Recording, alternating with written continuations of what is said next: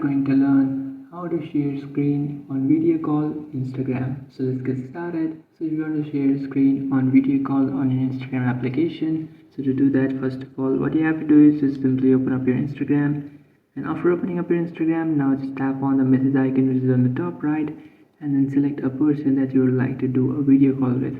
And after selecting that, now what you can do is just tap on the video call option which is on the top right corner of.